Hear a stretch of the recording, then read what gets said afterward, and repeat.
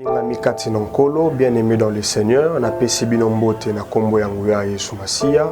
Abenga biso na molili amema biso na pole na ye, alongola biso na nguya Satan amema biso epai ya Nzambe, tozwa na kondima epai na ye bolimbisami ya masumu, pe akotisa biso na lipamboli ya ba santo.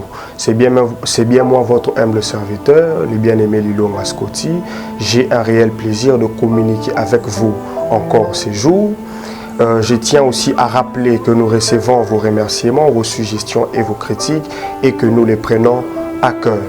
Avant d'entrer dans les vifs de mon message, je veux que nous puissions noter ensemble qu'il s'est glissé parmi les peuples de Dieu de faux docteurs qui enseignent de choses qui ne doivent pas être enseignées, qui prescrivent de s'abstenir de quelques aliments et qui ont ramené des philosophies venant tout droit de sectes pernicieuse. Cela m'a conduit, suite aussi à un songe, à retenir comme thème pour le message de ce soir, le faux prophète. Ces gens-là font buzz actuellement à Kinshasa, à Paris, en Angleterre et dans toutes les grandes métropoles. Tout au long de cette émission, nous allons vous donner des éléments qui vont vous permettre de les détecter facilement et à savoir comment se comporter face à ces gens-là. Je m'en vais directement dans notre texte de base. Je suis dans Actes des Apôtres, le verset 1er. Je vais lire jusqu'au verset 8e. J'ai lu au nom de Jésus. Il y avait dans l'église d'Antioche de prophètes et de docteurs. Barnabas, Siméon appelé Niger, Lysius de Cyrène, Manahem qui avait été élevé avec Hérode le tétrarque et Saoul. Le verset 2. Pendant qu'ils servaient les seigneurs dans leur ministère et qu'ils gênaient, le Saint-Esprit dit, mettez-moi à part Barnabas et Saoul pour l'œuvre à laquelle je les ai appelés. Le verset 3. Alors, après avoir gêné et prié, ils leur imposèrent les mains et les laissèrent partir. Le verset 4. Barnabas et Saoul, envoyés par le Saint-Esprit, descendirent à celui-ci. Et de là, ils s'embarquèrent pour l'île de Chypre. Le verset 5. Arrivés à la Salamine, ils annoncèrent la parole de Dieu dans les synagogues de Juifs. Ils avaient Jean pour aide. Le verset 6. Ayant ensuite traversé toute l'île jusqu'à Paphos, ils trouvèrent un certain magicien, faux prophète juif nommé Bar Jésus. Je veux que vous puissiez noter ce verset 6e. Ces faux prophètes juifs nommés Bar Jésus. Les versets 7, qui était avec le proconsul Sergius Paulus, homme intelligent. Ces derniers fit appeler Barnabas et Saoul et manifesta le désir d'entendre la parole de Dieu. Les versets 8e et les derniers. Mais Élimas les magiciens, car c'est ce que signifie son nom, leur faisait opposition, cherchant à détourner de la foi les proconsuls. Voilà un peu dans ces versets, on nous parle de l'église d'Antioche. Dans cette église-là, il y avait de prophètes et de docteurs. Et que pendant que chacun s'acquittait de sa charge, exerçait son ministère, le Saint-Esprit a dit clairement que Barnabas et Saoul, Saoul qui est devenu plus tard Paul, l'apôtre de Gentil, de les mettre à part pour une charge, une mission que le Saint-Esprit ou bien le Seigneur avait réservée pour eux.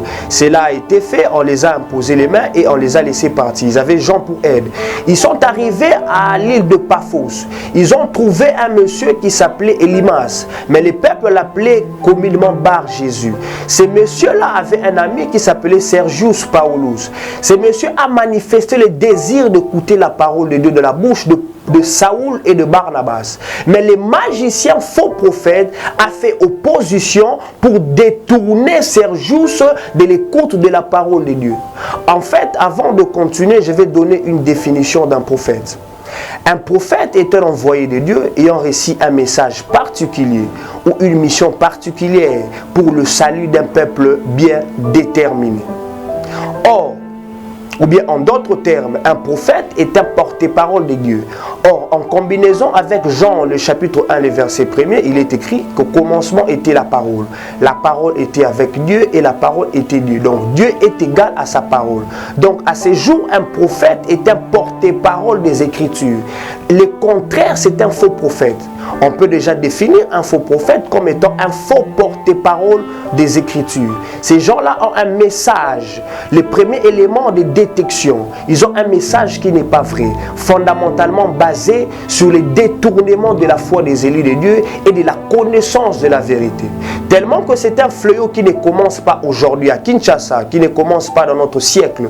C'est un fléau qui a existé bien avant. C'est ainsi que notre bien-aimé Paul, l'apôtre de Gentil, le dit clairement à son fils Tite. Je suis directement dans Tite, le chapitre 1, les versets 1 à 2, on peut lire ensemble.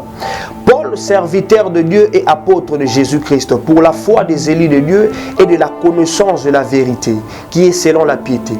Le verset 2, lesquels reposent sur l'espérance de la vie éternelle, promise dès les plus anciens temps par Dieu qui ne ment point. Voilà un peu, Paul explique clairement. Il dit la foi des élus de Dieu et la connaissance de la vérité repose sur une promesse à venir. Ces gens-là prêchent autre chose que ce que Paul a dit ici.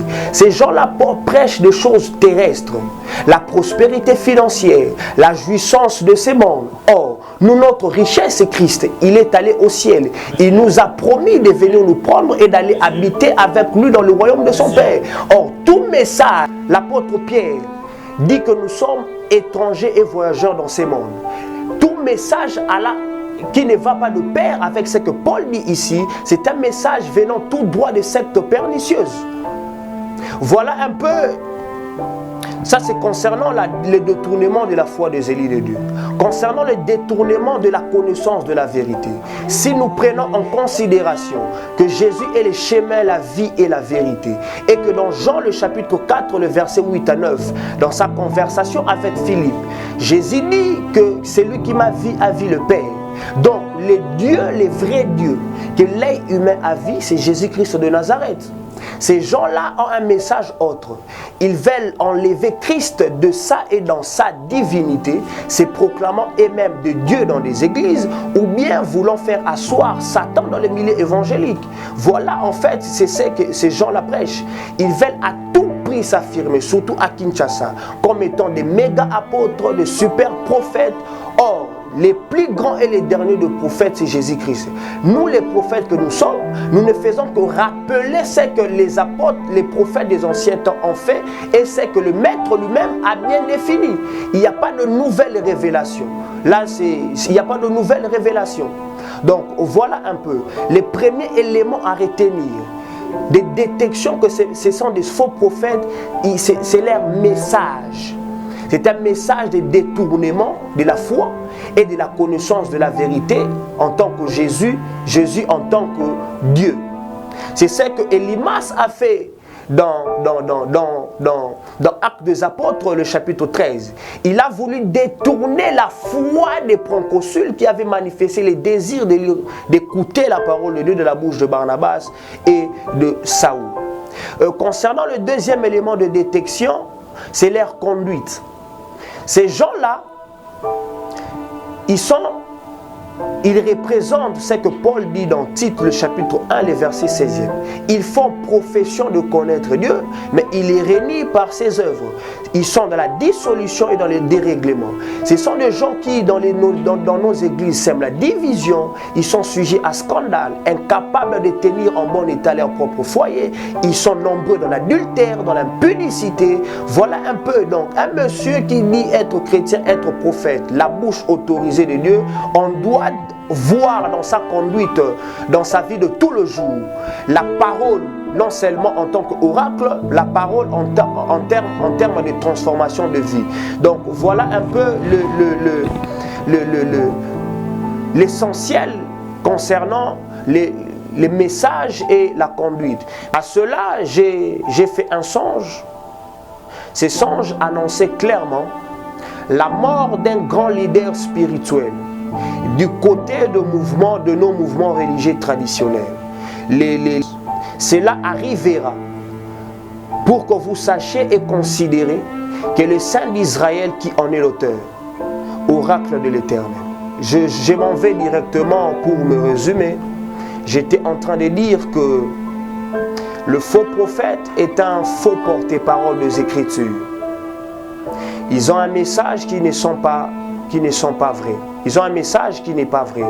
Un message basé sur la prospérité et la jouissance de ce monde, dans le but de détourner la foi que nous avons. Notre foi repose sur une promesse à venir. Christ viendra nous prendre pour habiter dans le royaume de son Père. Le deuxième élément de détection, au-delà du message, c'est leur conduite. Ils ne marchent pas bien dans leur vie de tous les jours. Ils font profession de connaître Dieu, mais dans leurs actes vont en contradiction avec le Jésus et les messages qu'ils sont en train de prêcher. Nous continuerons toujours avec la même thématique, mais concernant comment se comporter face à ces gens-là, j'espère bien qu'à très bientôt, nous allons revenir avec beaucoup d'éléments pour asseoir notre résistance ou bien notre manière de répondre face à ces grands fléaux qui frappent non seulement l'église de Kinshasa, mais l'église corps de Christ d'une manière générale.